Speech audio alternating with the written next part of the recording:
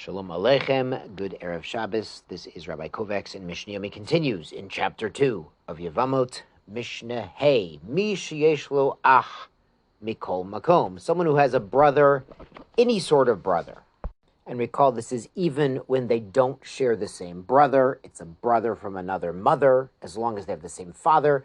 And this is even when the father wasn't married to the mother of the other brother. They still share the father. And as the Gemara explains, this is even when the relationship between the father and the mother of the brother was really illegitimate, and the other brother is a mamzer, an illegitimate child. So any sort of Jewish brother is zokik et eshet achiv liyibum, links his surviving brother and his widow to yibum. Meaning, as we explained, the normal case of yibum, there were two brothers, Reuven and Shimon, and they share a father, even if they don't share a mother, and Reuven died without children, so Mrs. Reuven is now eligible, required really, to either have yibum or chalitza to release her to get remarried. Either she marries Shimon, the brother of her deceased, in yibum, or she receives chalitza, we'll talk about that later, and can marry someone else. Now the Mishnah here continues, ve'achiv l'kol davar, and he's really his brother for any halachic reason. The Bartner explains, they could inherit one another when one of them passes away, and they're a Kohen, they could go to the funeral. A Kohen can only go to the funeral of a close family member. Now, the Mishnah lists an exception to this rule that any brother is a valid brother from Yibum, chutz mi sheyesh lo mina shivcha umina ovedet kochavim. But this is not when the mother, recall the father is always shared, but the mother is different when the mother of the other brother was not Jewish at all, but she was what's called a shivcha kananit, a non-Jewish servant. And even though there is sort of a quasi-conversion to Judaism, they're not fully Jewish until they are emancipated and no longer serving, or an ovedis kochavim, literally a star worshiper, an idolater, a non-Jew, a pagan. Such a woman does not create a Jewish offspring. The Mishnah continues from the father's point of view. Mishyesh lo ben mikol makom, a father who has a son, any kind of son, even if he wasn't married to the mother of the son, even if it was an illegitimate, intimate relationship that should not have taken place, according to the Torah, poter et eshet aviv min hayibum. His wife does not need a yibum or a chalitza because there is a child, even if it's not her child, even if it's not the man's wife's child, he had a child with another woman, she's still exempt from yibum.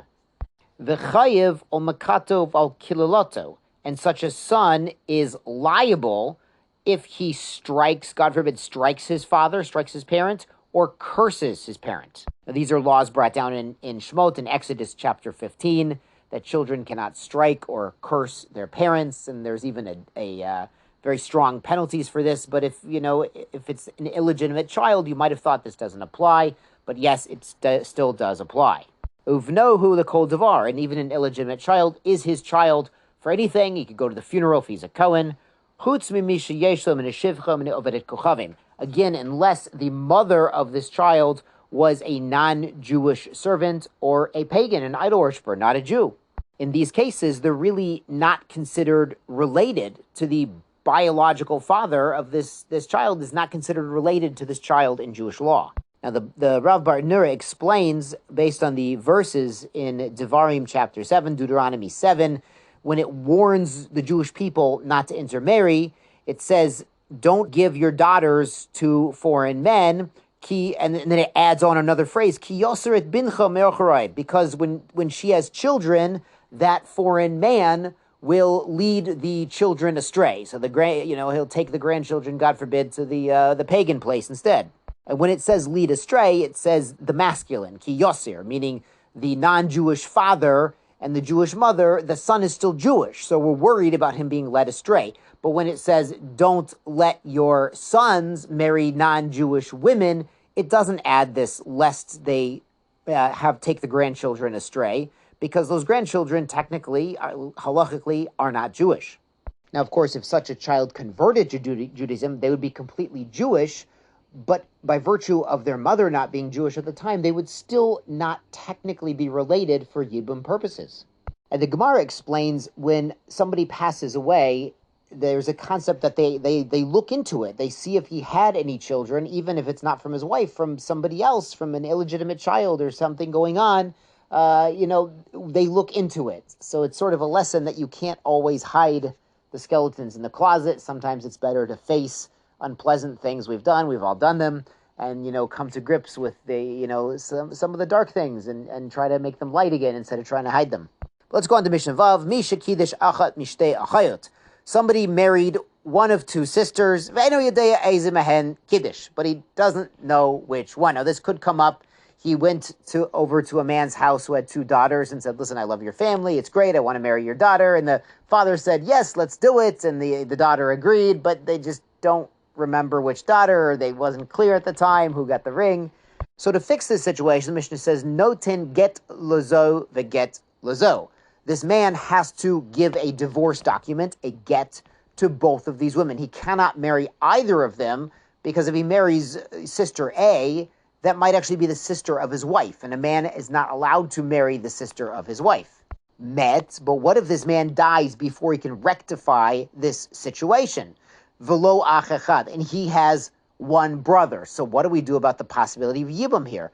Holitz lishtehen. The one brother should do chalitza on both of these women, because one of them is the wife of his brother. Now, again, this was kiddushin. It says kiddush. It was the first stage of marriage. They were not actually living. They didn't go to chuppah. They weren't living together, which would actually be impossible because he doesn't know which of the two sisters he was mekadesh.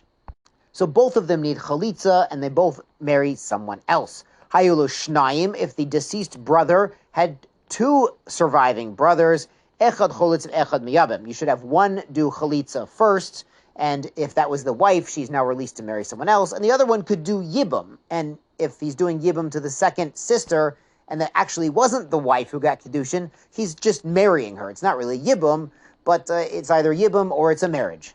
Kadmu v'konsu, if both of the brothers married, both the surviving brothers married both of these sisters, ein motziin miyadam. We don't want them to do it, but we don't take them out. We don't say, listen, you've got to get divorced, you've got to end it.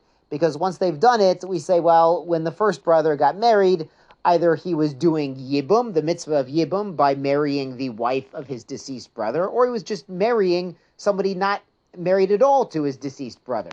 And the same when the second brother marries the second sister.